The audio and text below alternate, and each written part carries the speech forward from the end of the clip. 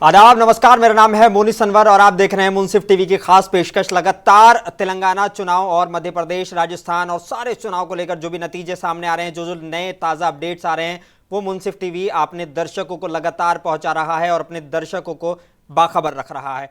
बड़ी बात यह है कि अब कहीं ना कहीं जो शुरुआत में हम जुड़े थे तो रुझान आने शुरू हुए थे, लेकिन फिर धीरे धीरे आंकड़े साफ होते चले गए और बिल्कुल साफ हो गया कि तेलंगाना में कांग्रेस की सरकार बन रही है। राजस्थान में एक बार फिर से उलटफेर हुआ है और वहां पर बीजेपी की सरकार बन रही है।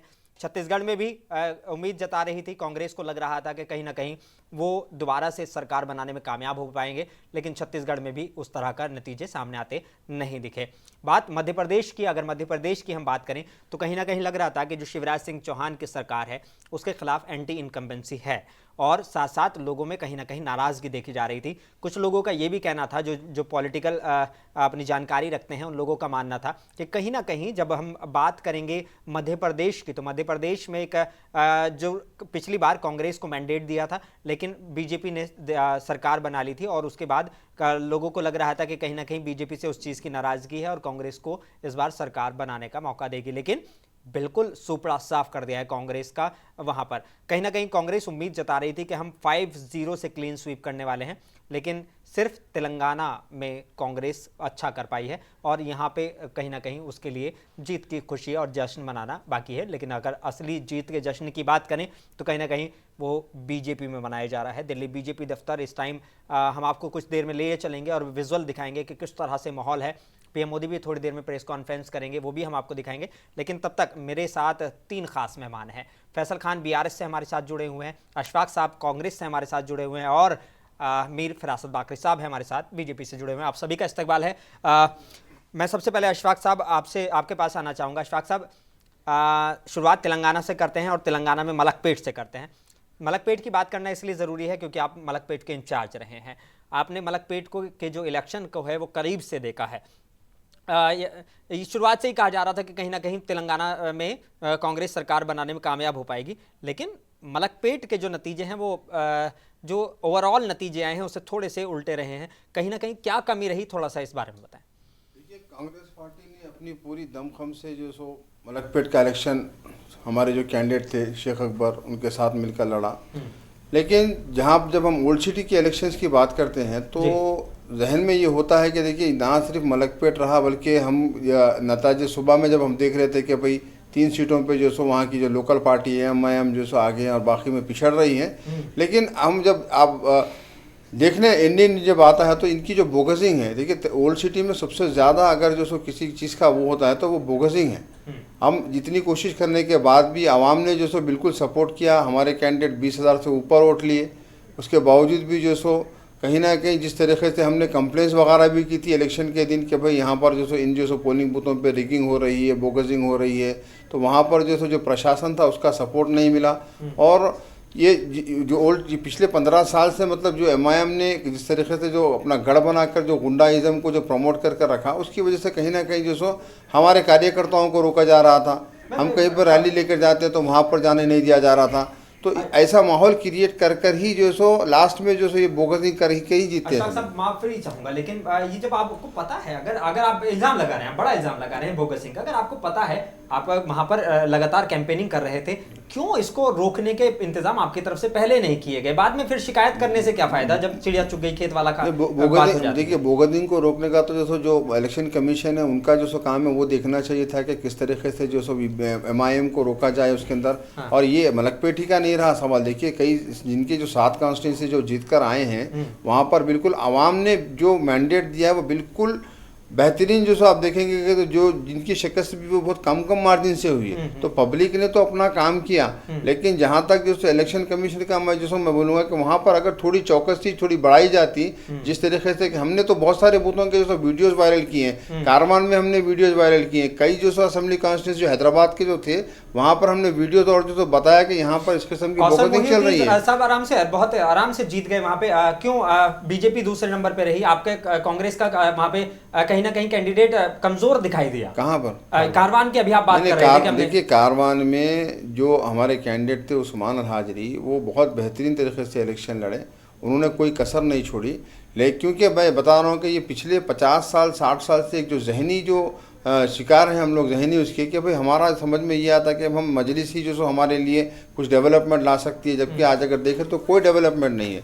और उसके साथ साथ ये होता है कि जो कैंडिडेट्स होते हैं उनको थोड़ा जो सो परेशान करके ये दूसरे रास्ते से अपना जो बोगसिंग का खेल खेल लेते हैं, वहाँ पर आकर जो सो ये जो शिकस्त का सामना पड़ता है या कमज़ोर पड़ जाते हैं। और दूसरी बात ये कि जो गवर्नमेंट उनके साथ रहती, देखिए आज कांग्रेस गवर्नमेंट आ गई, आज से पहले कांग्रेस के साथ मजलिस थी, उसके बाद में मजलिस टीआरएस का दामन थाम ली। तो ये जो गवर्नमेंट है तो उसकी मशीनरी को भी अपने इलेक्शंस के अंदर इस्तेमाल कर कर जो सो प्रेशराइज कर कर ही जो ये तो बीआरएस पे भी आप बड़ा इल्जाम लगा। नहीं बिल्कुल जो सो, क्योंकि देखिए अभी जो बीआरएस तो ओपन टाइप में थी। देखिए मलकपेट की बात कर लूँ मैं, तो मलकपेट में आज जो रिजल्ट आया है उसमें करीब 11,000 जो सो जो वोट मिले हैं वो बीआरएस के कैंडिडेट को मिले हैं। अगर वो बीआरएस की जब एक तरफ कहती है कि बीआरएस हमारी लड़ाई अगर जो सो एमआईएम से है, तो फिर दूसरी तरफ अगर जब कैंडिडेट खड़ाते हैं तो जो 11,000 का वोट डिफरेंस आया वो कहीं ना कहीं जो सो एमआईएम के लिए सपोर्टिंग हो गया, समझिए आप। उसी तरीके से बीजेपी भी जैसा यहाँ पर कैंडिडेट उनका था, तो बीजेपी और बीआरएस ने मिलकर जो 20-25 हज़ार का जो वोट जो डिवाइड हुआ उसका जो वो कारण बना के मजलिस को जो सो हम शिकस्त दे नहीं पाए। ठीक है फैसल खान जी, एक तो बड़ा इल्ज़ाम है कि कहीं ना कहीं आपकी जो मशीनरी थी उसका इस्तेमाल किया गया है, वो बोगसिंग वोट के लिए सीधा सीधा आप पे इल्ज़ाम लगा रहे हैं। पहला तो ये सवाल, दूसरा ये सवाल कि अब हम बात कर रहे थे तेलंगाना की, चलिए कुछ सीटों पर तो 7-8 सीटें जो बात कर रहे थे हमारे अशफाक खान साहब, इन 7 सीटों पे तो आप फ्रेंडली फाइट लड़ रहे थे, बाकी सीटों पे तो इस तरह का कोई मामला नहीं था। इवन एआईएमआईएम के जो सदर हैं असदुद्दीन वैसी ने, उन्होंने आपका जो के लिए सपोर्ट के लिए बाकायदा कहा था कि जहां हम नहीं है वहां मामू शब्द का इस्तेमाल किया था कि मामू और भांजी, चपटे मामू लट्टे भांजी। हाँ, उनको जी जवाब दें। ऐसे नहीं जवाब अब आप दें। अब कॉमेडी करने बैठा तो सब मैं भी मेरे भी जो अल्फाजों का कॉमेडी चल ही नहीं रही, बहुत सीरियस चल रहा है भाई, सीरियस अगर मैं बोलने बैठा तो नहीं, ये कहावत है जो उन्होंने बात कही।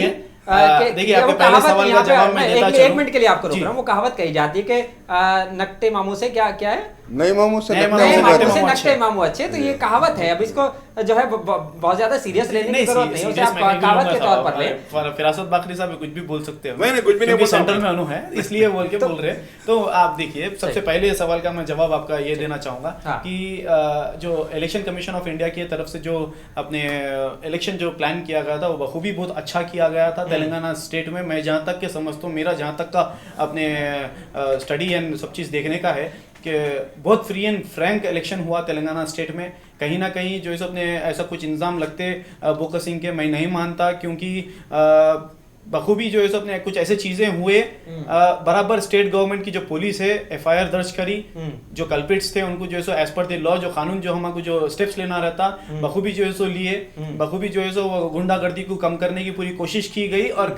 और आप ये हर कैंडिडेट जो एमएलए कैंडिडेट रहते हैं हर कैंडिडेट से आप ये पूछ लीजिए, पुलिस बराबर कॉपरेट कर रही थी। जहां पर बता रहे थे जो है अपने बोकसिंग हो रही वहां पर आके रोकना, वहां पर अपना स्ट्रिक्टली एक्शन लेना। और रही बात जब ईसीआई की बात अपन करेंगे, इलेक्शन कमीशन ऑफ इंडिया की, हैदराबाद के 7 हल्कों में कहीं पर भी पुलिस का कॉपरेशन नहीं दिखा, किसी भी हल्कों में नहीं दिखा, कई कैमरे अवेलेबल थे।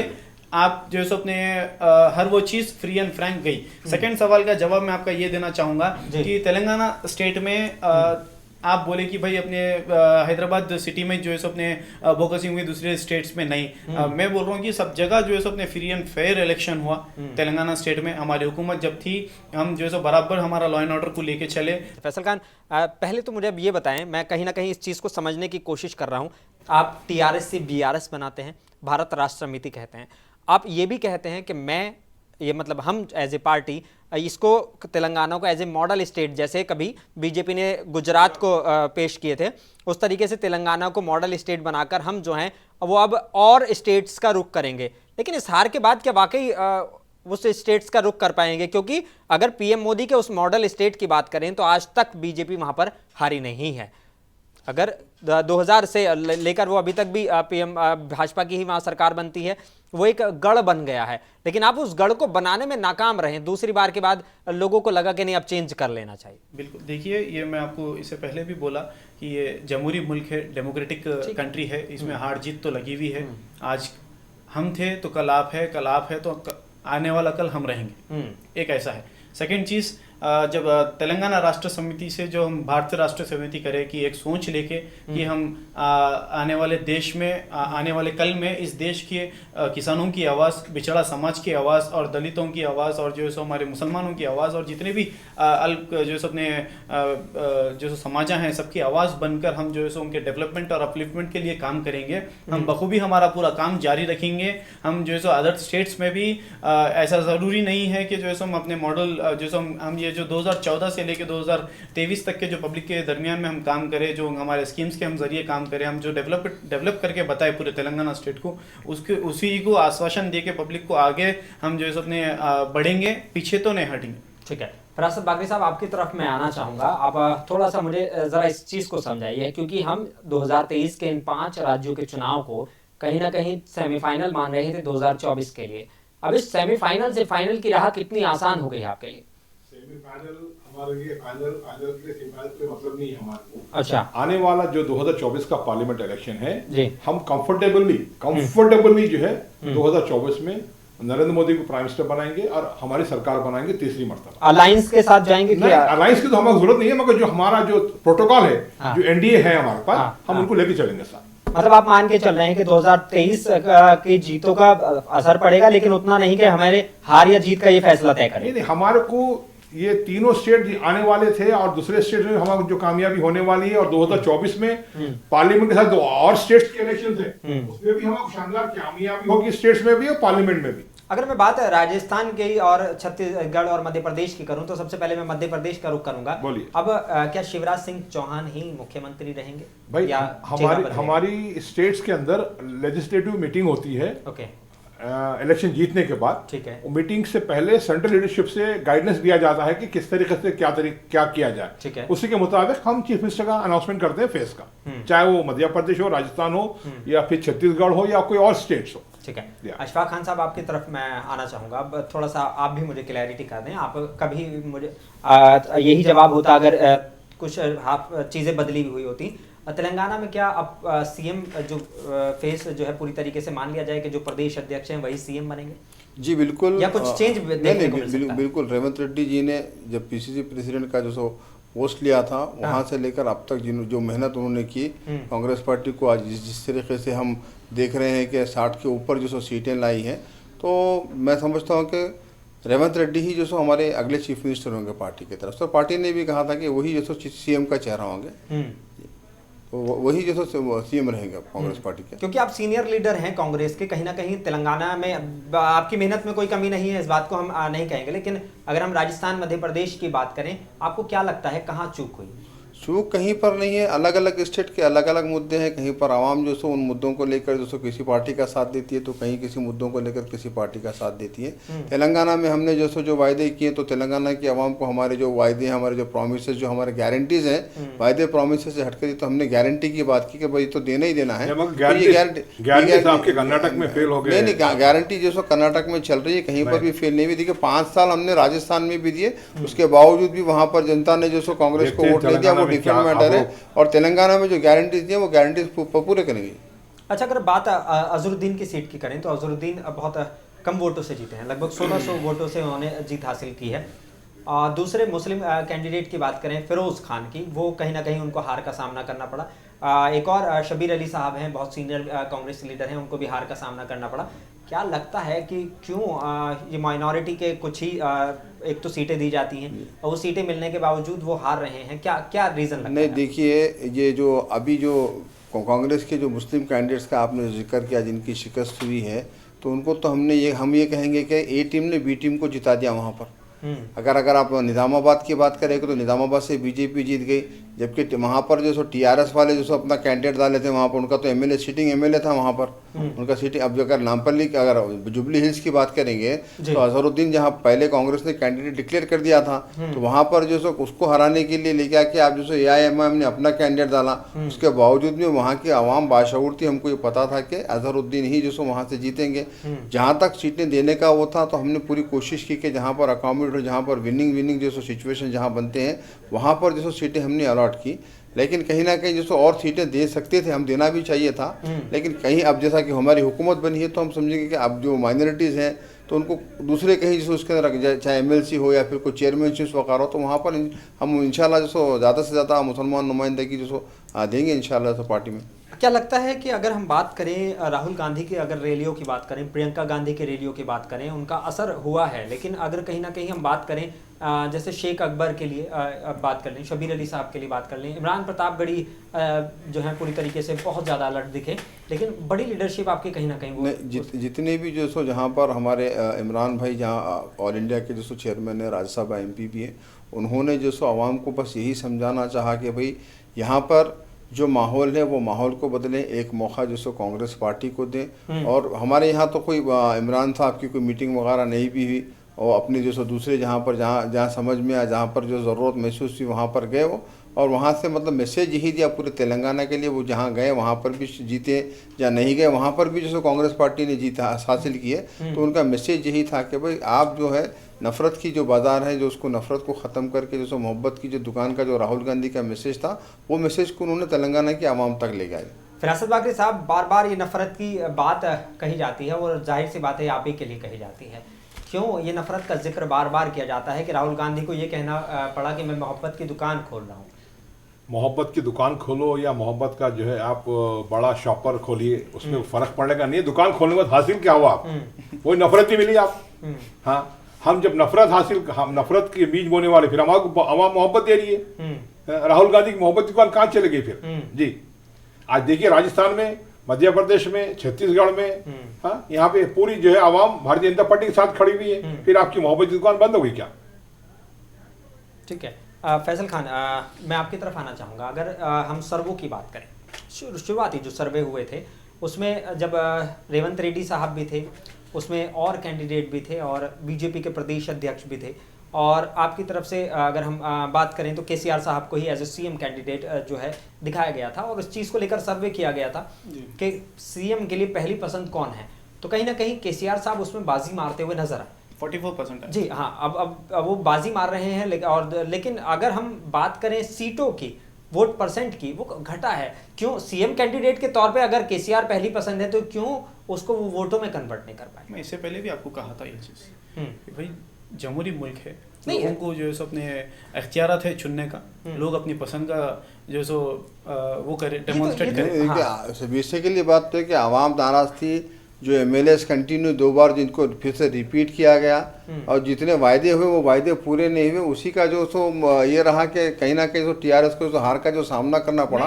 मिनिस्टर्स भी हारे, MLAs भी हारे, फिर रिपीट करते गया, जबकि कई करप्शन के चार्जेस कि ये डिफीट को हम एक्सेप्ट करते हैं, एक लेसन के तौर पे लेते हैं, जैसा हमारे वर्किंग प्रेसिडेंट बोले अभी, डिफीट को हमको एक्सेप्ट करना चाहिए, एक लेसन के तौर पर लेना चाहिए। आने वाले टाइम वैसा तो जो भी पॉलिटिकल पार्टी हारती वो तो लेसन के तौर पे, चाहे कांग्रेस भी अगर 2 स्टेट में हार गई तो हम लेसन के तौर पे ही बराबर हम आपको रोकेंगे। एक तेलंगाना में एक स्ट्रांग ऑपोजिशन पार्टी का हम रोल प्ले करेंगे, बराबर हम जो है सो तेलंगाना के अपलिफ्टमेंट और डेवलपमेंट के लिए जो भी मुनासिब और जो भी नेसेसरी स्टेप्स लेना रहेगा बराबर लेंगे। हुकूमत में रह के नहीं करे, अपोजिशन में क्या करते हैं साहब? रुकिए फिरासत साहब, जरा बात करने दीजिए, आप पे भी आता हूं, ठहरिए, पहले जरा मुलाकात कर लेने दीजिए। हुकूमत में रह के जो है होते हुए कमल का फूल आता जरा रुकिए। चलिए पहले हाथ पे ही आप। मैं यही बोलूंगा कि भाई ऐसा कुछ भी नहीं है, हमारा काम बखूबी हम पूरा करें। वादों की आप जैसा इससे पहले भी मैंने कहा था, फिर मैं बार बार ये कह रहा हूँ, कहीं ना कहीं हम पीछे रह गए थे हमारे वादे मुकम्मल करने से। मुसलमानों के साथ तो एक वादा भी पूरा नहीं हुआ। मजबूरी है, मैं समझ रहा हूँ। बता दीजिए भाई, एक भी मुसलमानों से किया गया वादा, तेरा वादा, वादे पे तेरे मारा गया, मैं भूखा प्यासा। साहब आपकी गवर्नमेंट क्या अच्छा कर डाली थी मुसलमानों के साथ? 4% रिजर्वेशन देने से पैसा बोले तो हम भी स्कीम्स बोल रहे हैं ना भाई। बताइए आपके स्कीम में, तो बताइए। 20 लाख रुपए ओवरसीज स्कॉलरशिप को दे रहे हैं, हम भी जो है तो कई बेवाओं को पेंशन दे रहे हैं, कितना इजाफे अमाउंट से। ओवरसीज ओवरसीज स्कॉलरशिप का रिकॉर्ड है आपके आ रहा है आपके पास, आपकी चल में है। आपके पास भी, अशफाक साहब आपके पास भी आऊंगा, आप अपनी बात पूरी कर लीजिए, लेकिन बात ज्यादा दीजिए। कहीं को वो तो A टीम B टीम यहाँ पर दिख रही, कौन कौन सी टीम है और किसको टॉन्ट कर रहे हैं, किससे बात कर रहे हैं, तो पता ही है, इसी बात पे दिख रहा है। कौन विनर है, कौन लूजर है? सुनिए साहब, हम इंडिविजुअली लड़ते हैं। PRS पार्टी का जो है सो अपने क्लियर डिक्लेरेशन है कि हम जो है so fair and free declaration है हमारा, लड़ते हैं भांजे की पैसा के साथ में। अरे नहीं, वो तो आपकी बैसाखी भी ले लेते हैं, अगर उनको उतनी सीटों की जरूरत पड़ती तो बीजेपी के साथ भी जाते हैं। भांजे की बोल रहे हैं, फ्रेंडली है, हम कभी भी उनकी सपोर्ट लेके हुकूमत नहीं बनाए ना। हाँ। तो बैसाखी की कहां से बात हुई? डिनाई करना आप था। लॉजिकली बात करिए, आपकी उम्र के हिसाब से आप तकाजा, आप जो भुखलाट जा रहे हैं वो अलग बात है। अगर रही बात सेकंड वो चीज, मैं ये भुखलाट बोल रहा हूं जाते आपको, भाई। बैसाखी किसको बोलते हैं पहले समझ जाइए। आपकी एनडीए की गवर्नमेंट को बैसाखी बोलते हैं, जो हम हर आप क्या स्टेट समझते हैं में बैसाखी? विदाउट एनी अलायंस आप गवर्नमेंट फॉर्म नहीं कर सकते, कर रहे हैं ना, नहीं हर कर जगह सकते। रहे हैं। आप गवर्नमेंट ऑफ इंडिया चला रहे हैं, बताइए सब क्या जगह कर चला रहे रहे हैं हैं। आप। सेकंड चीज देखिए सब, सेकंड चीज ये है काफी, क्योंकि मैं काफी सुबह से यहाँ पर बैठा हुआ हूँ और जो है सो अपने बोलने बैठा हूँ तो बहुत सारे बात हम बोल सकता हूँ, मगर रही बात, मैं आपको जब कांग्रेस की बात आप आई भाई इतने बोल लीजिए 12% रिजर्वेशन का क्या फिर हुआ? 12% बोला ना मैं आपको, अशफाक भाई, चार अशफाक कुछ से हवा में पहले, रख दिया उनसे पहले भी नहीं, लेकर आओ। देखिए, मैं फिर ये समझाते रहूंगा और बार बार ये समझाते रहूंगा कि नहीं, वायदा 12% तो की हम वायदा तक तो देखिए, कोशिश वायदा तो करें अशफाक साहब, आप- सेंट्रल गवर्नमेंट सेंट्रल से नहीं, हुआ है चीज। अब फिर जो तो और बात चीज- वही हो गई कि जो फिर अगर वही है कोई ना, नाकामी हो तो 12% मैं बीजेपी के बराबर ऊपर डाल दो। रोएंगी, मैं बेवा तो हो गई, मेरा बेवा रोना रोना रुकता नहीं, जुडिशियल बराबर पावर का रोते क्या हुआ रहिए, तो बताइए आपको आप? आपका बेवा रोना मुबारक। ठीक है। जुडिशियल पावर का क्या हुआ बताइए आप? कहाँ बोला है ना मैं बाबू आपको, दोनों भी जुडिशियल इश्यूज पे पावर? बोला, दोनों भी इश्यूज पे बोला मैं आप देख लीजिए मेरे पहले के डिबेट्स। ठीक है, अशफाक साहब मैं आपकी तरफ आ जाता हूँ। कहीं ना कहीं जो चीज़ें सामने आ रही हैं और जो सर्वे कराए गए उसमें लगा कि हैदराबाद और उसके आसपास के इलाकों में बीआरएस ने अच्छा डेवलपमेंट किया। इस चीज़ से इनकार नहीं किया जा सकता, क्योंकि एक सरकार कोई काम करे 5 साल से मोनिस 10 भाई साल, आपको ब्रेक वो करना नहीं है, मानते मैं बीजेपी। ब्रेक नहीं, करूंगा। मैं आ रहा हूँ, मैं आपके पास आऊंगा। डेवलपमेंट चुरका लग जाता, नहीं किया। प्लीज नहीं, डेवलपमेंट की अपलिफ्टमेंट की बात मत करिए आप इधर। अरे चुरका लग जाता, मेरी चुरका बात लग मानिए। जाता, नहीं, नहीं, नहीं, चुरका लग देखिए, जाता, कोई वो मेरी मसला बात नहीं। मानिए आप एक इधर, पेड़ देखिए। लगाया आप गया, मेरा- एक पेड़ आप मेरा लगाया सवाल- गया तो ठीक है। उसको पेड़ को पानी और मोनिस उसको भाई, बोलने से नहीं, तो सुनिए, आप मेरा डेवलपमेंट सवाल सुन लें, बोलिए, फिर बोलिए। अगर आपको ऐतराज होगा तो हम उस पर बात करेंगे। बोलिए। मेरे कहने का ये मतलब है, अगर कोई 10 साल सरकार चलाता है तो ऐसा तो नहीं होता कि सारे काम उसने बिल्कुल गलत किए, कुछ अच्छे भी किए होते हैं। लेकिन जो चीज़ें अगर आ रही थी, जो अर्बन एरिया था वहाँ कहीं ना कहीं केसीआर का काम दिखाई दिया, लेकिन जो कहीं ना कहीं दूसरे ज़िले थे और जो रूरल एरिया था वहाँ पर कहीं ना कहीं जो है वो नाराज़गी थी, और शायद वो नाराज़गी वोटों के जरिए आई भी। देखिए अर्बन एरियाज में जो डेवलपमेंट नज़र आ रहा, बोल रहे हैं जो फ्लाईओवर्स वगैरह है यही नज़र आ रहे हैं आपको, ये डेवलपमेंट। तो डेवलपमेंट के पीछे जो राज है वो कमीशन भी है। जितने ज़्यादा ओवर बनेंगे उतने ज़्यादा कमीशन भी रहेगा। कमीशन को आप साइडलाइन करते हुए ये जो डेवलपमेंट है, हैदराबाद जब यूनाइटेड आंध्र प्रदेश था, हाँ। उस वक्त के जो हुक्मरान थे, हाँ। उन लोगों ने, मतलब आप कांग्रेस की तारीफ कर नहीं रहे हैं? कांग्रेस के नहीं, कांग्रेस से आप तो पहले थे ही नहीं ना, सुनिए, फिर- सुनिए, हाँ। कांग्रेस से पहले की बात कर रहा हूं मैं। अच्छा, आप मेरी उससे बात पहले भी सुनिए नहीं थे ना। आप, कभी भी थे ही नहीं आप। मैं हूं नहीं बोल रहा हाँ। ना, मैं हकीकत बता रहा हूं, आईना दिखा रहा हूं आपको। बताइए, आईना। मैं खूबसूरत हूँ। हैदराबाद के अंदर जो डेवलपमेंट हुआ है, यूनाइटेड आंध्र प्रदेश के वक्त नारा चंद्रबाबू नायडू चीफ मिनिस्टर थे, उन्होंने काफी काम किया है, चाहे वो ब्रिजेस हो, हाईटेक सिटी हो या आईटी टेक्नोलॉजी हो, जो भी हो, उसने बहुत काम किया है। उसके बाद कांग्रेस सरकार आई, उन्होंने भी उसको जो है आगे बढ़ाया है। उसके बाद आपकी जो है सरकार ब्यूटिफिकेशन के बाद तेलंगाना बनी, इनको अपने ऑफिस में चीफ मिनिस्टर को बैठने के लिए कुर्सी लाना नहीं पड़ा खरीद के। वो कुर्सी भी जो है ऑलरेडी रखी हुई थी वहां पे, हमारा सेक्रेटरी ऑलरेडी बना हुआ था आंध्र प्रदेश का, उसमें जाके आप बैठ गए। आप क्या करें डेवलपमेंट? लेकिन आवाम को खाली जो है उल्लू बना है। आवाम आपका आज उल्लू बना दिया आपको। ठीक है अशफाक साहब, लेकिन वो कह रहे हैं कि सेक्रेटेरिएट हमारा बना हुआ था, मतलब वो पहले से वहां पर बना हुआ था, अब आ गए, अब तो उन्होंने सेक्रेटेरिएट बनाया, अब आप बैठ जाएंगे तो उस पे। यहाँ पर आ गया, देखिए अरे साहब, वो उसके अंदर भी जैसा अशफाक साहब ने बताया, कमिशन की बात है। आज जो सेक्रेटरी तोड़ के बनाया गया है और एक 25 साल तक सेक्रेटरी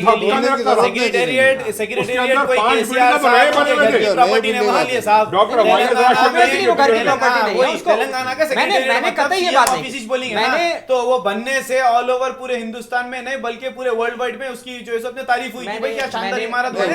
वो जो पैसा लगाया गया वो किसी डेवलपमेंट के लिए लगाया कोई भी कर नहीं रहने वाला है।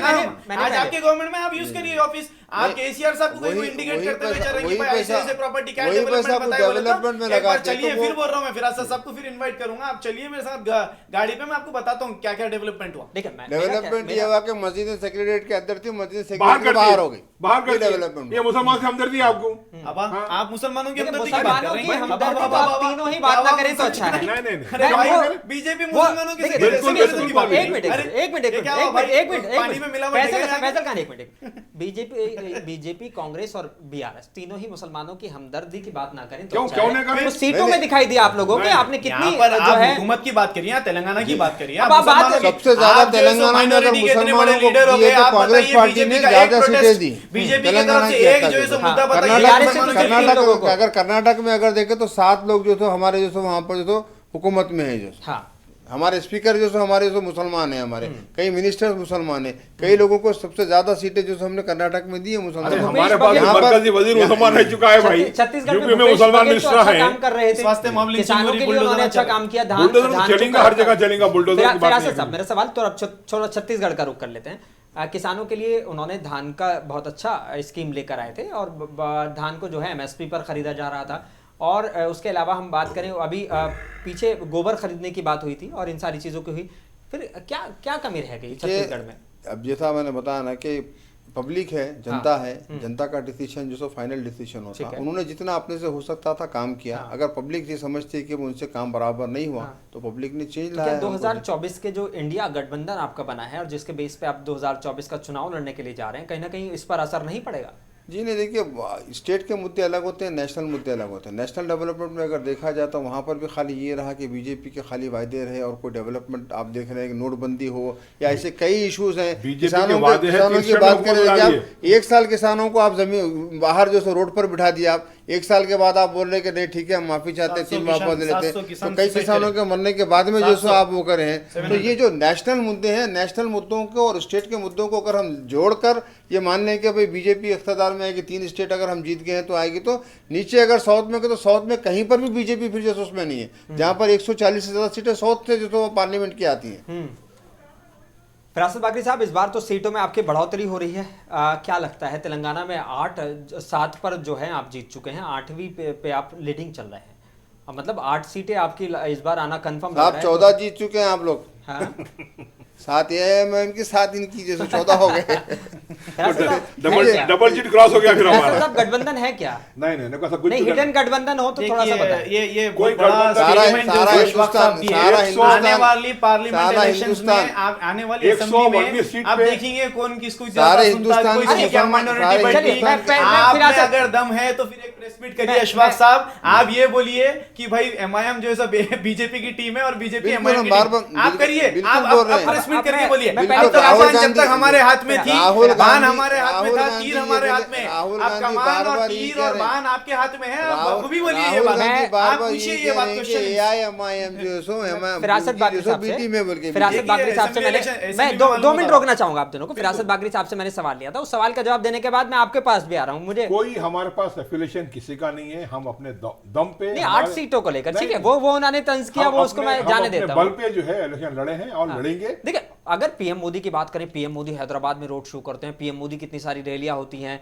और अब बात करें हम फिर उसके अलावा अमित शाह साहब इतनी रैलियां करते हैं, जेपी नड्डा साहब यहाँ पे रहते हैं, आपकी बड़ी लीडरशिप लगातार तेलंगाना में रहती है, लेकिन उसके बावजूद सिर्फ 8 नहीं, 8 सीट भी जो है माने रखता है भाई।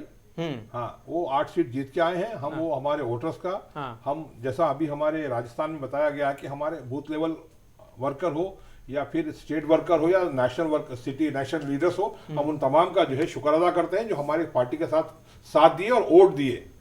फिरासत बाकरी साहब, एक सवाल यहाँ पे लाजमी हो जाता है, हम बात करते हैं खासकर अर्बन एरियाज की। अर्बन एरियाज में कहीं ना कहीं बीजेपी, अगर हम जाते हैं थोड़ा सा नॉर्थ साइड में, हर जगह ज्यादातर बीजेपी जो है अर्बन एरियाज में वो बहुत ज्यादा मजबूत नजर आती है। यहाँ एक गौशा महल की सीट को छोड़ दिया जाए, आप थोड़ा सा कहीं ना कहीं अर्बन एरियाज में कमजोर दिखाई दिए। नहीं, वो डिपेंड्स करता है लोकल कैंडिडेट्स के ऊपर भी। जी हाँ, जिस तरीके से कैंडिडेट दिए गए हैं उनकी कितनी अपनी पकड़ है और पार्टी का अपना जो रिकॉर्ड है उसके मुताबिक कैंडिडेट अपना जीत दर्ज करके आगे बढ़ रहा है। अशफाक साहब, अगर कहीं बात करें हम मांझी की हम बात करें तो AIMIM का आपको साथ मिला है पिछले अगर टर्म की आपकी हम बात करें, फिर वो BRS की सरकार बनती है, वो BRS के साथ चले जाते हैं, इस बार फिर से घर वापसी क्या? जी नहीं, मैं वो स्टेटमेंट जो हमारे राहुल गांधी जी का स्टेटमेंट था कि अगर 1 सीट भी जो सो अगर कम पड़ती है हुकूमत बनाने के लिए, और अगर हमको मजलिस का सपोर्ट लेना पड़ेगा AIMIM का, तो हम हुकूमत नहीं बनाएंगे लेकिन मजलिस का सपोर्ट नहीं लेंगे। तो उन्होंने बिल्कुल क्लियरली कह दिया। इलेक्शन से पहले की बात थी, इलेक्शन में आज उनको जरूरत भी नहीं है। होता ये देखिए, AIMIM जो हुकूमत बनती है वो खुद उनके गोद में जाके बैठ जाते हैं, उनको बुलाया नहीं आता। बाहर तो ये बता देते कि अभी BRS की भी 2 बार में उनको जरूरत नहीं थी। आप तो अब आप आपके पास आते हैं तो आप नहीं, हम क्योंकि पार्टी का जो वो है लाइन है, MIM से हमारा कोई जो सो टाई अप नहीं रहेगा फ्यूचर में। अच्छा, अगर वो लोग खुद आए अपने से तो नहीं वो आने पर भी जो सो उनको जो सो वो हम एक्सेप्ट नहीं करेंगे, क्योंकि जिस किस्म की पॉलिटिक्स, जिस किस्म की हेट, अरे इंदिरा गांधी दारुसलाम आई बोलते हैं भाई उन लोग। हाँ, इंदिरा गांधी दारुसलाम में बोलते 10 वक्त जो सोनिया गांधी के घर को कैसे नहीं बोलते उन्होंने जो सो 10 बार तो सोनिया गांधी के घर चले गए वो, लेकिन इंदिरा गांधी जरूर याद दिलाते। तो वो तो एक जो सो अच्छा, शेख अकबर को लेकर एक सवाल मैं आपसे पूछना चाहूंगा। शेख अकबर को लेकर कहीं ना कहीं जो मैं भी मैदान में था, आपने मुझे देखा है कि मैं वहां पे लगातार कवरेज कर रहा था। अब मुझे ये भी सुनने को मिला कि कहीं ना कहीं कि शेख अकबर को जब कांग्रेस से भेजा गया तो कहीं ना कहीं जो लोकल लोग क्या कहते हैं उनको, लोकल कार्यकर्ता थे, उनको नाराजगी थी कि ये सीट जो है यहीं के एक लोकल बंदे को मिलनी चाहिए थी।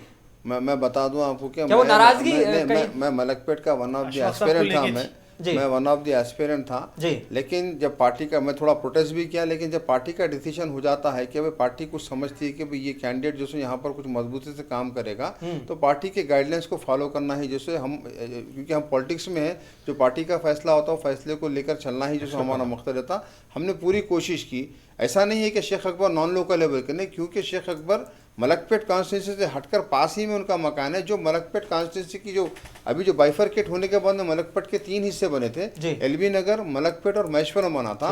आपका जो मकान है वो एलबी नगर कॉन्स्टिट्यूंसी में, it was a part of Malakpet at that time. तो ये नॉट नॉन लोकल नहीं है, ये जरूर है कि वो बिजनेस जो बैकग्राउंड से आते हैं, लेकिन कांग्रेस पार्टी ने बिजनेस बैकग्राउंड के होने के बावजूद भी एक मौका जो सो भी देना चाहिए।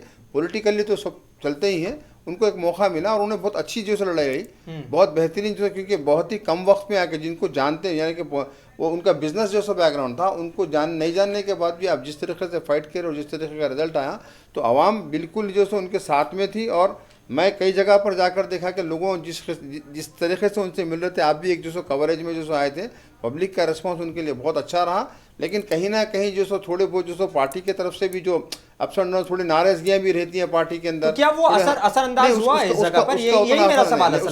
उसका उतना कोई जो असर नहीं रहा। मैं मानता हूं कि जो मैं लास्ट दिन, क्योंकि मैं हर एक बूथ पे मैं खुद फिर रहा था, मैं अपनी बाइक लेकर फिर रहा था मैं हर बूथ पे, तो मैं देख रहा था और मैं इंटीमेट भी कर रहा था कि यहाँ पर इस मकान में कुछ जो लेडीज़ बोगजिंग के लाए गए हैं, या फिर जिस तरीके से MIM वाले जो जितने बूथों के ऊपर जो इनके जो बाहर लोग ठहर के पब्लिक को प्रभावित करके या फिर पब्लिक को रोकने की कोशिश कर रहे हैं, तो कहीं ना कहीं जो वो उसका इफेक्ट ही जो पड़ा। वरना नॉर्मली जो है हम मानते हैं कि आप यासुद्दीन ओवैसी से कह दीजिए कि एक बगर वोट पड़े कि हम जीते बोल के बता दो बोल के बोले, कभी बोगजिंग के खिलाफ नहीं बात करते, कभी सूद के खिलाफ नहीं बात करते, लेकिन भाषण में सब कुछ देते हैं। नहीं, पर्सनल अटैक नहीं,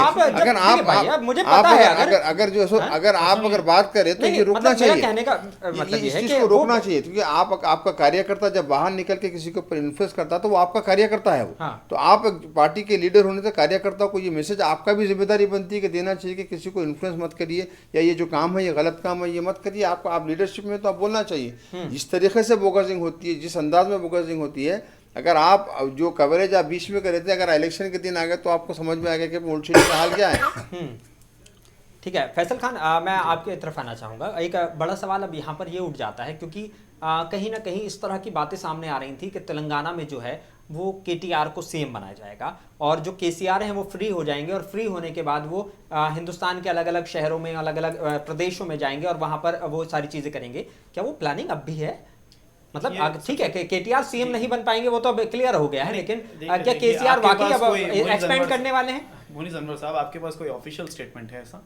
नहीं, मतलब ये प्रेडिक्शन है। हाँ, ये भाई आप अगर TRS से BRS बनाते हैं तो ये तो क्लियरिटी हो जाती है ना। ये सेम सवाल हमारे जो सो अपने हमारे इतनी खूबसूरत मुल्क की जो सो खूबसूरत डेमोक्रेसी के चौथे पिलर जो हमारे जर्नलिस्ट जो है ना, जर्नलिस्ट, ये जो सो अपने हमारे यही सवाल KTR सर से पूछे थे। ठीक है, KTR सर ने वाज़ेह तौर पे और साफ तौर पे ये कह दिया था कि ऐसा कुछ भी नहीं है। वी विद तेलंगाना पार्टी, जो हमारी जितनी भी पार्टी कैडर है और जो हमारी जो लीडरशिप है, हम सब मिलके KCR साहब को ही फॉलो करेंगे और KCR साहब ही हमारे CM कैंडिडेट। चलिए KCR साहब, अगर KTR और KCR के CM बनने के सवाल को एक तरफ के लिए हटा भी देते हैं, तो वो तो आपका फंडा क्लियर है ना कि हमें भारत राष्ट्र समिति तो आपने इसीलिए बनाई है कि हम और प्रदेशों में जाएंगे, एक्सपेंड करेंगे, तेलंगाना को वो दिखाएंगे, तो अभी भी एक्सपेंड का वही नहीं। वैसा देखिए, हम चिराग तले अंधेरा, चिराग तले अंधेरा बीच में आप 1 मिनट जरा सुन लो बड़े भाई। आप कर दीजिए आप। मैं आपके बीच में अगर उठ रहा हूँ तो मेरे को बराबर टोकिए। आपका क्वेश्चन मेरे से, आपको इतना ही चाहिए तो हमारे फिरासत साहब 1 to 1 हो जाइए ना। 1 to 1 ही जो रही 1 to 1 हो जाइए, आइए ओपन एयर में बैठेंगे कभी। नहीं, ठीक है भाई, आप 1 to 1 ही है भाई, अभी 1 to 1 ही है, ये 1 to 1 चल रहा है। ये डिबेट है। हाँ। मैं कॉन्क्लेव की बात कर रहा हूँ। कॉन्क्लेव भाई, हाँ, जब जनता भी रहती है बिल्कुल, सामने, मुंसिफ टीवी यानी के तो फिर कॉन्क्लेव में आप सब लोगों को मौका वैसा देंगे। अरेंज करिए, फिरासत साहब को बुलाइए, मेरे को बुलाइए, फिर मैं बताता हूँ। ठीक है, ऐसा नहीं है। ठीक है, आप अपनी बात। हाँ जी, सुनिए, बोलने दीजिए थोड़ा मायावती का सा। जो हाल था नहीं, वही हाल फिरासत साहब, अब मैं उनको सुन लेता हूँ, फिर आपके पास आ जाऊँ। Carry on. मायावती जी आपके साथ भी थे कभी ठहरे, तो बहरहाल जो है सो अपने ये बोलना था मेरे को। क्वेश्चन क्या था साहब आपका? मेरा सवाल था कि आप, क्योंकि केसीआर साहब अगर सीएम भी बनते तो वो और स्टेट्स में जाते तो कहीं असर पड़ता क्या? अब वाकई अब क्योंकि वो सीएम नहीं रहेंगे तो वो जो ताकत के साथ जिस तरह से आप एक्सपेंड करना चाह रहे थे ऑल ओवर इंडिया में, वो अभी भी मैं बोला ना आपको, स्टार्टिंग में ही बोला कि भाई हम जो हमारी जो आइडियोलॉजी है, जो डेवलपमेंट और upliftment of the different communities, हमारी आइडियोलॉजी हम बरकरार रखेंगे। आगे हमारा जो जमहूरी मुल्क है, हमारा जो हमारे को जो कॉन्स्टिट्यूशनल राइट है, हम उसको बराबर यूज करेंगे, हम बराबर आगे नेशनल पॉलिटिक्स की तरफ बढ़ेंगे। अगर इंडिया गठबंधन से इस चुनाव के बाद में आपको इंडिया गठबंधन की बात तो देखिए, हमारे जो सीएम है उन्होंने क्लियरली ये मेंशन कर दिया कि हम नहीं रहेंगे इंडिया गठबंधन के साथ, ना हम कोई भी साथ देंगे उनका। हम regional party as an independent party हम आगे बढ़ेंगे, हम आगे बढ़ते सपोर्ट जरूर कर देंगे। ट्रिपल तलाक, हम आगे बढ़ते रहेंगे। मामला हो तो आपको उसको वॉकआउट करने से सपोर्ट करने को नहीं बोलते, वॉकआउट ही जो सपोर्ट है आपका, नजाकत को समझिए, वॉकआउट कर दिए थे सपोर्ट में, जो सो बिल के आप अगर बैठकर फेवर में अगर दे तो शायद क्लियर हो जाता। वॉकआउट कर देना वो हमारी अपनी खुद की पार्टी की आइडियोलॉजी है, अपना डिसीजन है। ठीक है, अशफाक साहब से सवाल लेते हैं। अशफाक साहब, सवाल इसलिए ज़रूरी हो जाता है क्योंकि तेलंगाना में वो चीज़ें दिखाई दे रही हैं। क्या CWC की मीटिंग यहाँ पर होती है तेलंगाना में के, और कांग्रेस का हर बड़ा लीडर यहाँ पर मौजूद रहता है, आप भी उसमें शामिल हुए होंगे, और लेकिन सोनिया गांधी से लेकर और सारे वहाँ पे शुरुआत की 6 गारंटियाँ सोनिया गांधी खुद यहाँ पर बोल कर जाती हैं। क्या वाकई असर हुआ है उसका? क्योंकि सोनिया गांधी को ये भी कहा जाता है, आप लोग हमेशा उस चीज़ का क्रेडिट लेने की कोशिश करते हैं, केसीआर साहब अपना क्रेडिट लेते हैं, वो उनकी चीज़ है, आप भी क्रेडिट लेते हैं कि नहीं जी सोनिया गांधी ने दिया है। जी ऐसा नहीं रहा। अभी आप जब उस वक्त तो प्लीनरी की जो मीटिंग थी, वर्किंग कमेटी की मीटिंग वगैरह के बाद में भी आखिर में हमारे जो राष्ट्रीय अध्यक्ष है मल्लिकार्जुन खड़गे जी, वो यहाँ पर आए थे। आपने देखा कि उन्होंने जो गारंटीज थी, जो उन्होंने अपने वो यहाँ पर उन्होंने डिक्लेयर किया कि भी कांग्रेस पार्टी की 6 गारंटियाँ हैं। कांग्रेस पार्टी कभी भी मतलब ऐसा नहीं है कि मतलब सोनिया जी को वही आके कहेंगे तो करेंगे का, ऐसा नहीं है। हमारे जो अध्यक्ष हैं वो, क्योंकि पार्टी मानती है गांधी फैमिली को, उनके जो काफ़ी जो बलिदान रहे हैं पार्टी को लेकर, तो उनके जो गाइडेंसशिप में पार्टी चलती है। और हमारे जो अध्यक्ष हैं वो मल्लिकार्जुन खड़गे जी हैं, उनके जो उन्होंने जो पार्टी के जितने जो 6 गारंटीज हों या जो भी कांग्रेस पार्टी ने तेलंगाना के लिए वायदा किया, वो कांग्रेस पार्टी प्रेसिडेंट की तरफ से है जी। बात थोड़ा सा राजस्थान की तरफ रुक कर लेते हैं। राजस्थान में नतीजे उस तरह के नहीं आए जिस तरह के उम्मीद की जा रही थी, और कहीं ना कहीं अशोक गहलोत वो यहाँ पर भी चुनाव में बहुत ज़्यादा बिजी रहे। क्या लगता है कि क्यों ऐसा हुआ? अशोक गहलोत तो जादूगर हैं, फिर उनका जादू क्यों नहीं चल पाया? नहीं, राजस्थान की पब्लिक एक ही बार जादू देखना चाहती है, फिर दोबारा दूसरे का फिर पलटा के जैसे कांग्रेस का जादू देखना यानी कि वो जो वो दौर चला आ रहा है वो अभी तक काम तो बहुत कुछ किया, हमने भी देखा, आपने भी देखा, जिस तरीके से जब वो चीफ मिनिस्टर थे वहाँ पर, और जो इसका कोविड का जो सिचुएशन आया, हम सब ने देखा कि उन्होंने काम किया। ऐसे नहीं हुए कि उन्होंने काम नहीं किया। Being a chief minister Sachin Pilot और अशोक गहलोत की लड़ाई कहीं भारी तो नहीं पड़ी है? नहीं, सचिन पायलट जो सो उनको सुलझे हुए जो सो नेता है, जो छोटी बहुत उनसे उस टाइम पे जो मनमुटाव था उनको लेकर, बाद में कांग्रेस प्रेसिडेंट और राहुल जी ने उनको समझाया कि भाई हमको जो सो एक मजबूत सरकार देनी है। उसके बाद 5 साल मजबूत सरकार चली, और वो आज भी जो फैसला अगर कांग्रेस हुकूमत बनाती तो, या अगर ये अशोक गहलोत चीफ मिनिस्टर बनते तब भी ये एक्सेप्ट करते हैं, या हो सकता है तो सचिन पायलट चीफ मिनिस्टर बनते तो ये भी एक्सेप्ट करते हैं। तो ऐसा नहीं है कांग्रेस पार्टी के अंदर, तो क्योंकि पार्टी के अंदर हमारी पार्टी में फ्रीडम है, मैं भी प्रोटेस्ट किया हूँ, तो पार्टी हमको उतना फ्रीडम देती है कि अपनी बात रखने का तो मौका देती है। समझे, ऐसा नहीं है कि मतलब आप बात नहीं कर सकते, बल्कि नहीं, आप अपनी बात रख सकते हैं पार्टी में। बागड़ी साहब की तरह तो नहीं है कि 6 साल के लिए निलंबित करेंगे फिर एकदम से टिकट दे देंगे उसको। फिरासत बागड़ी साहब क्या कहेंगे गोशा महल को लेकर? क्योंकि आपको पता है कि किस तरह की बयानबाजी और क्या सारी चीजें होती है। गोशा महल 2018 भी अकेला नेता था हमारा, बीजेपी का जीत के आया था, अभी भी 2023 में भी जीत के आया वो, ऐसा कोई इशू नहीं। क्या कहेंगे कि कद तो बढ़ा दिया उन्होंने कहीं ना कहीं अपना? नहीं, खत बढ़ाया नहीं, उसका खत ऑलरेडी बढ़ा हुआ ही है। इस बात से कि 2018 के चुनाव थे, सिटी के पूरे डॉक्टर लक्ष्मण, किशन रेड्डी, चिंता रामचंद्र रेड्डी पूरे हार गए थे, डॉक्टर इन्हें जीता था राजा सिंह। अभी भी वही हुआ, सिटी में 2 ही सीट जीते शायद हमारी बीजेपी से, एक ये और एक कोई और एक सीट है, देख के बोलूंगा मैं आपको, जो सिटी से जीत के आए। राजा सिंह का जीतना यकीनी था। अगर हम बात करें सारी चीज़ों को लेकर, ये जो राजस्थान के चुनाव कहीं ना कहीं जेपी नड्डा का कद और बढ़ा देते हैं। तेलंगाना का चुनाव चलिए ठीक है, पिछली बार से और बेहतर बीजेपी ने किया है, वोट परसेंटेज बढ़ा है। छत्तीसगढ़ का चुनाव, मैं खुद एक लीडर के साथ था यहीं पर तेलंगाना में, वो वोट कैंपेनिंग के लिए आए थे। तो जिस तरह के अशफाक साहब उस टाइम आंकड़े आ रहे थे, तो मैंने उनसे सवाल किया कि भाई क्या लगता है कि छत्तीसगढ़, तो मुझे नहीं लगता कि आप दोबारा से जीत पाएंगे। उन्होंने कहा था नहीं, मैं खुद छत्तीसगढ़ घूम के आ रहा हूँ और छत्तीसगढ़ में हमारी सरकार बन रही है। लेकिन आंकड़े उस तरह के नहीं बता रहे थे, लेकिन उनकी बात जो है वो कहीं ना कहीं पूरी हो गई। क्या लगता है कि ग्राउंड पे जो लोग जाके आते हैं, फील्ड वर्क जो देख के आते हैं, उससे अंदाजा कर सकते हैं कि हम कहाँ पे क्या हुकूमत बना सकते हैं। जैसा मैंने आपको लास्ट उसमें कहा था कि हम जो है एग्जिट पोल पर नहीं जाते हैं, हम वेट करते हैं 3 दिसंबर तक, हम अपना आंकड़ा जब बताएंगे। ठीक है, तो अब तो 3 दिसंबर आ गया है, अब आपका आंकड़ा भी क्लियर हो गए हैं। अब क्या कहना चाहेंगे इन सारी चीजों को लेकर? ओवरऑल एक परसेप्शन बताइए मुझे आपका भी। ओवरऑल परसेप्शन यही है पूरे हिंदुस्तान को लेकर, प्राइम मिनिस्टर के नारे के साथ, सबका साथ, सबका विकास, सबका विश्वास। अब फिर एक बार पब्लिक ने प्रयास किया है बीजेपी को वोट देने के लिए, बीजेपी को वोट दिया। बीजेपी शानदार 3 स्टेट्स में गवर्नमेंट बनाएगी और आने वाले दिनों में तेलंगाना भी सरकार बनाएगी और गवर्नमेंट ऑफ इंडिया भी हमारी 2024 में। छत्तीसगढ़ में रमन सिंह ही दोबारा नहीं, चीफ मिनिस्टर का फेज अभी नहीं बताएंगे सर। रमन सिंह हो या जो भी हो, चीफ मिनिस्टर बीजेपी का ही होगा। मध्य नहीं, वो तो ऑब्वियसली बीजेपी अब जीती है, तो बीजेपी का ही होने वाला है। कैंडिडेट्स अभी क्लियर नहीं होगा। नहीं, पूर्व सीएम रहे हैं 2 बार, 2 से 3 बार। हमारे लेजिस्लेटिव काउंसिल की मीटिंग होने के बाद सीएम का फेस तय होता है। शिवराज सिंह चौहान ये दोबारा ऑलमोस्ट शिवराज सिंह चौहान ही चीफ मिनिस्टर रहेंगे। ठीक है। अशफाक साहब, मैं आता हूँ, राहुल गांधी ने यहाँ से भारत यात्रा जब निकाली तो वो यहाँ पर अच्छा खासा लंबा वक्त यहाँ से गुजारते हुए गए और तेलंगाना में उनको शायद कुछ 13 दिन रुके थे जी। अब ये लंबा वक्त है उनके इस पूरे भारत जोड़ो यात्रा का रहा है। क्या लगता है कि वाकई इसका असर पड़ा है? और अगर इसका असर तेलंगाना में पड़ा है तो मध्य प्रदेश, राजस्थान में वो असर क्यों नहीं देखने को? नहीं, देखिए, उनका जो मेन मिशन था पॉलिटिकली, ये यात्रा का मकसद नहीं था। और ये यात्रा का मकसद ये था कि जो पब्लिक, जो आवाम है, कन्याकुमारी से लेकर कश्मीर तक ये यात्रा करे, तो उनका जो मेन टारगेट था कि जो आवाम के जो मसाइल हैं, आप लोगों ने देखा होगा कि वो आम पब्लिक से मिल रहे थे। लीडर तो खैर वो बड़े लीडर हैं, उनके पीछे तो सारी पार्टी के लीडर तो रहेंगे, लेकिन जब जब आपने कहीं देखा तो उन्होंने आम लोगों से बातचीत की। उन्होंने आम लोगों से पूछा कि भाई आपका प्रॉब्लम क्या है। इसका मतलब ये नहीं था कि वो भारत जोड़ो यात्रा होगी तो ये इन स्टेटों में इसका फ़ायदा होगा। बेशक उसका फ़ायदा, क्योंकि राहुल गांधी एक बड़े लीडर है, उनके आने से थोड़ा बहुत इफेक्ट पड़ेगा, लेकिन उनका जो मेन मुद्दा था वो ये था कि उन्होंने कहा भी था कि भाई नफ़रत के बाज़ार में मोहब्बत की दुकान खोलने आया हूँ। और वो देखते हुए चल रहे थे कि जो पब्लिक के, जो आवाम के जो तकलीफ़ात थे वो उन्हीं से, जैसा कि आपने कहीं पर देखा तो किसी मैकेनिक से बात करें तो उनसे पूछ रहे हैं कि भाई आपकी लाइफ कैसी, जो स्ट्रगल लाइफ है, क्या आपका लाइफ का है। तो उनका मंशा, ये कन्याकुमारी से लेकर कश्मीर जाने का मंशा ये था कि आवाम के बीच में जाकर आवाम की बात सुनूँ मैं। फैसल खान, ठीक है, पॉलिटिकल जो आपस में मनमुटाव होता है वो एक छोड़ देते हैं कुछ चीज़ों को लेकर, लेकिन क्या लगता है कि वाकई राहुल गांधी जो हैं वो एक मैच्योर पॉलिटिक्स बन गए, पॉलिटिक्स पर्सन बन गए हैं?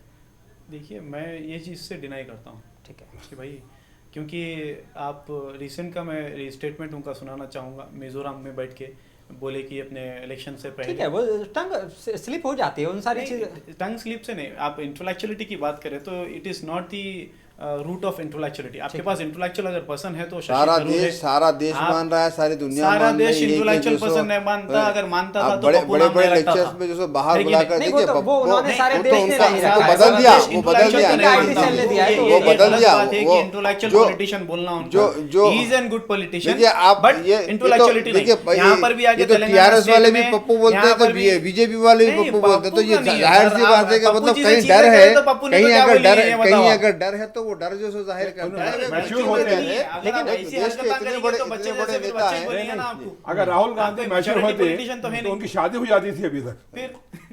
वो देश के लिए उनका पर्सनल मैटर है। देखिए, ऐसा नहीं है। अब एक तो आप कह रहे हैं कि शादी हो जाती है, जिनकी शादी वो तो अपनी फैमिली के साथ भी नहीं है, जिनकी हो गई है, तो फिर मैच्योरिटी कहाँ पर नहीं है? शादी फैमिली के साथ है, नहीं है, शादी बाल बच्चों के साथ है भाई। हमारे पास पूरे बाल बच्चों के साथ है, पूरे बाल बच्चों के साथ हैं, और वही इल्जाम भी लगता रहा है कि पूरे फैमिली को उन्होंने फैमिली लेकर 10 जनपद भी चले गए थे ये वायदा करने के लिए कि मैं मर्ज कर दूंगा पार्टी बन के। चपटी के साथ है, ये चपटी वाला वो क्या मामू नक्टी वाले का अरे चपटी बोले तो उन्होंने ड्रिंकिंग को बोल रहे हैं साहब, जो आप खुद करते आप खुद करते जो आप दूसरों पे बोल रहे हैं, ऐसा नहीं, आप पर्सनल की बात बोले, मैं उनको भी कह रहा हूँ, मैं आपको भी कह रहा हूँ, मैं कह रहा हूँ पूरा मेरे पास है, ये वाली ब्रांड गिनते तो यहाँ बैठ के, ये वाली सारी चीजें मुझे नहीं पता। नरेंद्र मोदी जी भी पीते, अमित शाह जी भी पीते, कोई ऐसा वो एक पर्सनल मैटर है, इसको हम नहीं है, चपटी अपटी मत बोलिए हमको, ये नशा आपको दिख रहा अभी फिलहाल। देखिए ऐसा है, ये वाले मुद्दे यहाँ पे बहस करने लायक है ही नहीं। टीआरएस का उतर गया है। हाँ, अरे हार जीत लगी, एक बार मैं आंकड़े बता देता हूं। अगर छत्तीसगढ़ के आंकड़ों की हम बात करें तो बीजेपी जो है वो 57 सीटों पर आगे चल रही है, और कहीं ना कहीं जो जादुई आंकड़ा उसको जीत के लिए चाहिए था वो पार कर चुकी है, क्योंकि 90 सीटें हैं तो 45 का जादुई आंकड़ा चाहिए था, उससे कहीं ज्यादा आगे बीजेपी। कहीं ना कहीं बीजेपी वहां पर सरकार बनाने के लिए तैयार है। और बात करें कांग्रेस की तो कांग्रेस कहीं ना कहीं पीछे जो है वो सिमटती नजर आई, सिर्फ 33 सीटें वहां पर जीतने में कामयाब रही। हालांकि जो मुख्यमंत्री हैं भूपेश बघेल वो अपनी सीट बचाने में कामयाब रहे, लेकिन कहीं ना कहीं जो एक बार मुझे लगता है कि क्योंकि मुख्यमंत्री और उप मुख्यमंत्री टीएस सिंहदेव जो जिनको बनाया गया था लास्ट मोमेंट पर, वो उनमें थोड़ा सा मनमुटाव था, और कहीं ना कहीं वो जमीन पर भी शायद हो सकता है देखने को मिला हो। तेलंगाना की 119 सीटों की हम बात करें तो तेलंगाना में कहीं ना कहीं बीआरएस जो पिछली 2 टर्म से सरकार में थी वो सिर्फ 39 सीटों पर सिमट गई है। हम बात करें बीजेपी की, बीजेपी का वोट परसेंट जो है वो बड़ा है, बीजेपी 8 सीटें जीतने में कामयाब हुई है। कांग्रेस वो जो जादुई आंकड़ा 64 का वो बता रहे थे वो कहीं ना कहीं लेने में कामयाब रही है और पूरी तरीके से गवर्नमेंट फॉर्म करने के लिए तैयार है। एआईएमआई हर बार की तरह सिर्फ 9 सीटों की हम उन्होंने इस बार उतारा, और 7 जो है सीटें वो जीतने में रही। अदर एक जो है सिर्फ आए हैं, उनका भी बहुत जल्दी क्लियर हो जाएगा। अब थोड़ा सा मध्य प्रदेश का रुख कर लेते हैं। मध्य प्रदेश की बात करें तो बीजेपी जो है वो 165 सीटें जीतने में कामयाब रही है, कांग्रेस सिर्फ 64 सीटें जीत पाई।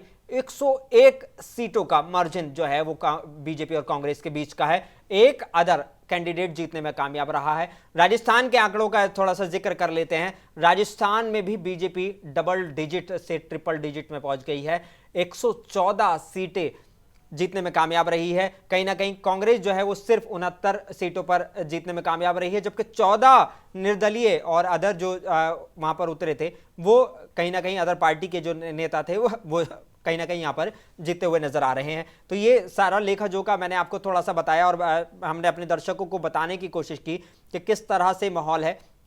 कहा जा रहा था कि राजस्थान एक बार फिर से कांग्रेस जीत सकती है, लेकिन कांग्रेस नाकाम, बीजेपी खुशी जायज़ बनती है। आप देख भी रहे हैं कि बीजेपी के लीडर किस तरह से विक्ट्री का साइन बना रहे हैं और वो जीते हुए नजर आ रहे हैं। छत्तीसगढ़ में, राजस्थान में, मध्य प्रदेश में एक बार फिर से 2 सीट जो प्रदेश थे कांग्रेस के पास में, राजस्थान और छत्तीसगढ़, वो अब राजस्थान के पास कांग्रेस के पास नहीं है। बीजेपी जो है उनको जीतने में कामयाब रही है, जबकि मध्य प्रदेश जिसको कहा जा रहा था कि कहीं ना कहीं एक बार फिर से मध्य प्रदेश में बीजेपी ने अपनी जो गढ़ कहा जाता है मध्य प्रदेश को, वो कामयाब रही है। राजस्थान में जो है कहीं ना कहीं कांग्रेस को नुकसान उठाना पड़ा है। एक बार अशफाक साहब मैं आपकी तरफ आना चाहूँगा, थोड़ा सा मुझे ये गणित समझाएं। अगर हम बात करते हैं सारी ओवरऑल स्टेट्स को लेकर, 2 स्टेट्स आपके जाना कितना वाकई जो मायूस कुन रहेगा। तेलंगाना आप जीते हैं, आपके लिए जीत की खुशी है। जीते हैं तो 2 गए हैं तो 2 प्लस भी हुए, और आगे कोशिश ये रहेगी कि 24 का जो इलेक्शन है, आगे की नज़र तो अभी सिर्फ 24 के इलेक्शन भी है जी, तो जहाँ पर जो कमियां हैं उन कमियों को किस तरीके से दूर करें और 24 का इलेक्शन कैसे लड़ें और मुल्क को जो है एक अच्छी साफ सुथरी सरकार दें। फिरासत बाकरी साहब आपकी तरफ मैं आना चाहूँगा कि बीजेपी के एक लीडरशिप जो हमें देखने को मिलती है अक्सर, जो चीज़ें कहीं ना कहीं बीजेपी के फेवर में जाती है। आपका चुनाव जो होता है वो बड़ा ऑर्गेनाइज होता है, आपके लीडर्स एकदम जो हैं वो एक तय उसमें चलते हैं, और जो जिसको जिम्मेदारी दी जाती है वो अपनी जिम्मेदारी को पूरा करता हुआ नजर आता है। क्या कहेंगे इस बारे में? आपने जो बताया 100% बराबर है, और जिस तरीके से 2018 में और 2023 में जो वेरिएशन आया है जी तेलंगाना के अंदर हमारे वोटर्स के अंदर, जो 2018 में हमारा जो पोलिंग परसेंटेज वोटर्स का रेशियो था 7% था जी, आज 2023 जहर बढ़ रहा है आहिस्ता आहिस्ता। 2023 में आज 15% आज तेलंगाना में हमारा वोटर हो गया है, और आने वाले दिनों में हमारा और अच्छा फुटप्रिंट रहेगा। और हम आवाम की खिदमत करने के लिए तैयार हैं, चाहे कोई भी तरीके से हो, चाहे बुलडोजर से हो या कोई और तरीके से, बिल्कुल काम बुलडोजर करेंगे। तेलंगाना में नहीं चलने वाला। चलाएंगे, तेलंगाना में नहीं चलेगा बुलडोजर आपका। हमारे हुकूमत में चला तो लोहे की मंडी में बेच देते, पहले बोला था। हाँ मैं ठीक है, मैं फिरासत बाकरी साहब एक सवाल आपसे यहाँ पर जरूर लेना चाहूंगा। मुझे बताएं, अगर नगर निगम और नगर पालिका इलेक्शन की हम बात करते हैं तो उसमें योगी आदित्यनाथ यहाँ पर आए थे, अमित शाह ने नहीं, वही मैं नगर निगम और नगर पालिका के इलेक्शंस की बात कर रहे हैं। म्यूनिसिपैलिटी के जो इलेक्शंस होते हैं, मेयर्स के जो इलेक्शंस होते हैं, वहां पर आपकी इतनी बड़ी लीडरशिप यहाँ पर इनके लीडर्स की उतनी कैपेसिटी नहीं है, लफ्ज़ इलेक्शन वहां से लाके जो कैंपेनिंग करना पड़ता है। कोई भी इलेक्शन हो दीजिए, हमारे पास जो लीडर अवेलेबल रहेगा वो कैंपेनिंग के लिए जरूर आएगा। नहीं, सवाल यही है कि एक दूसरे प्रदेश का मुख्यमंत्री अवेलेबल है अरे जीएचएमसी इलेक्शंस के लिए। हमारे पूरे हिंदुस्तान में हमारी हुकूमत है, की बात करी, नगर पालिका इलेक्शंस के लिए आने दूसरे प्रदेश का मुख्यमंत्री की जरूरत है। आपके पास लीडरशिप, आप ये एक्सेप्ट नहीं करने को रेडी है कि मेरे पास लीडरशिप नहीं है। हमारी पूरी आइए अलग बात है, लीडरशिप आइए अलग बात है, आकर जो सो जहर घोलने की बात करना, जहर घोलना हमारा काम ही नहीं है। अलग बात है। जहर आइए तो खत्म कर दिया, आपकी मोहब्बत की दुकान खत्म हो गई। नहीं, अभी तो मोहब्बत की दुकान पूरे देश में अभी शुरू हुई है समझिए। मैं इस चीज को समझने की फिरासत बाकरी साहब से कोशिश कर रहा था, तो मैं कि कहीं ना कहीं अमित शाह जो है वो यहाँ पर आते हैं जीएचएमसी इलेक्शंस में और बीजेपी को कहीं ना कहीं बढ़त मिलती है। 44 सीट जीते हैं हम, 44 इस बार आप जीते, क्या उसका असर देखने को मिला इन 8 सीटों पर? भाई मैं आपको बताया ना, पोलिंग परसेंटेज जो हमारा था, वोटर्स जो थे तेलंगाना में 2018 में 7% थे, उसके बाद बीच में जीएचएमसी इलेक्शन हुआ, उसमें और ग्रोथ हुआ। आज 2023 में 14 से 15% बीजेपी का वोट बैंक तेलंगाना में मजबूत हो चुका है। जी जी। फैसल खान, आप कुछ कह रहे थे, जिक्र कर रहे थे, जब हम जीएचएमसी के इलेक्शन की बात कर रहे थे तो जीएचएमसी के इलेक्शन में बीजेपी ने अच्छा किया था और शायद कहीं ना कहीं इसी वजह से वो सीटें भी इस बार वोट परसेंटेज और सीटें बढ़ाने में बीजेपी कामयाब रही है। नहीं, ऐसा नहीं है कामयाब। मैं आपको यही बता रहा था कि हमारे जो सीनियर लीडर यहाँ पर बैठे हुए हैं बीजेपी के माइनॉरिटी के कायद, मैं उनसे यही कहना चाहूँगा कि आपके पास कोई पोटेंशियल जो है सो अपने लीडरशिप क्वालिटी नहीं है, लीडरशिप्स नहीं है आपकी जो है तेलंगाना स्टेट में कि भाई किसी को यहाँ पर बुला के, आपके पास ये बोल सकते हैं आप पोटेंशियल, आपके पास फ्रीक्वेंट एक जो है अपने कम्युनल कार्ड खेलने का जो है अपने ये चीज है कि भाई आना जो है नफरत के जो है अपने बोलना, आना कम्युनलिज्म के ऊपर जो है अपने टिप्पणी करना। आप आ रहे हैं गोशा मेल की कैनवेसिंग के लिए, मैं देख रहा हूँ वहां पर बुलडोजर्स ठहरे हुए हैं, आप आ रहे हैं, ये अरे रहते बोले तो आपके जेब के लगा क्या साहब? आप बुलडोजर का किराया आप दिए क्या? अरे बुलडोजर ऐसा बोल रहे हैं पूरे नूरखान बाजार को खुद के डालते जैसा। बुलडोजर से मेरा मुराद ये था, मैं आपको यही बोलना चाह रहा हूँ कि बुलडोजर यहाँ पर चलने वाली है नहीं। वो चाहे तेलंगाना में बीआरएस की गवर्नमेंट रहने दो, वो चाहे तेलंगाना में बीआरएस की गवर्नमेंट रहने दो या कांग्रेस की गवर्नमेंट रहने दो, हम तो यहाँ पर बुलडोजर सरकार को रिजेक्ट करते हैं। अगर कांग्रेस की गवर्नमेंट इसको अलाउ करते हैं तो मैं यही मुंसिफ चैनल से यहाँ की चैनल से मैं अपील करूंगा और डिक्लेयर करूंगा ये चीज को कि as an first opposition party of this state हम बुलडोजर सरकार की रिजेक्ट करते हैं। अगर बुलडोजर की यहां पर बात होगी तो हमारे शकील भाई लोहे की मंडी वाले रेडी है, उनका फायदा हो जाएगा, ठीक है, ले जाके बेच देते, स्क्रू समत। बुलडोजर पॉलिटिक्स की बात कर रहे हैं क्योंकि अगर बात करें हम कहीं ना कहीं योगी आदित्यनाथ वो जो है उत्तर प्रदेश में इसी पॉलिटिक्स के लिए जाने जाते हैं और शायद फिरासत बाकरी साहब भी उसी चीज को कह रहे हैं कि नहीं हम यहाँ पर बुलडोजर जहाँ चल रहेगा मोनी साहब, आप यूपी में यूपी बेस्ड यहाँ होंगे, आपको मालूम है सब जी। यूपी में जो बुलडोजर चला है, जो क्रिमिनल रिकॉर्ड रखते हैं, जो लैंड माफिया है, उनके ऊपर बुलडोजर चला है और यहाँ पर भी चलेगा। अपने हकूक के लिए आवाज उठाने वाला, अपने राइट्स के लिए आवाज उठाने वाले के घर पे बुलडोजर चल जाता है। कानून भी कोई चीज है, मैं ये बोला तो बोलते कि बीआरएस और कांग्रेस एक हो गए, बल्कि बोलते हम भी यही बात बोले थे इससे पहले की डिबेट में बैठ के, तो बोले कि आप जो है बीआरएस और कांग्रेस एक हो गए, बोले जहां मेरे से नहीं बनती तो कांग्रेस और बीजेपी एक हो जाती है। अरे आप अपने जिंदगी लग जाती है मकान बनाने के लिए। देखिए ये वाली ए बी टीम वाली पॉलिटिक्स तो अब छोड़ दीजिए क्योंकि एक दूसरे पे अब ये तो बड़ा नॉर्मल सा हो गया, ऐसा लग रहा है मजाक बना दिया है इसका। एक झोपड़ा बनाने, एक मकान बनाने में एक आदमी की सारी जिंदगी लग जाती है। अगर उसके फैमिली का कोई, अगर उसका अगर कोई जो कहीं पर कोई इन्वायरमेंट बता के आप पूरा घर गिरा तो एक आदमी ने उसके बाद कार्रवाई। आप कानून है, लॉ है, उसको जो फॉलो करना चाहिए। ऐसा अगर कोई भी गलती करा और आप उसका घर गिरा दे कि वो तो गलत बात है। लॉ एंड ऑर्डर कंट्रोल करना रहा तो उसी तरह से अमल करना पड़ेगा। ऐसा कंट्रोल नहीं होता। साउथ रिजेक्ट्स बीजेपी, बीजेपी को तो reject total south rejects BJP due to bulldozer politics. Bulldozer politics, ये नहीं चाहते। देखिए आप कम्युनल कार्ड जो प्ले करते, आप जो है सो मजहब के नाम पे जो बांट देते, आप जो है सो अपने कास्ट के नाम पे जो बांट देते, आप दलितों के साथ नाइंसाफी करते, आप मुसलमानों के साथ नाइंसाफी करते। अगर कोई एक प्रोटेस्ट अपने तरफ से अगर अपने हुकूक के लिए आवाज उठा रहा तो उसको यूएपीए में बुक कर देते, टाटा में जो टेररिस्ट एक्ट है उसमें बुक कर देते।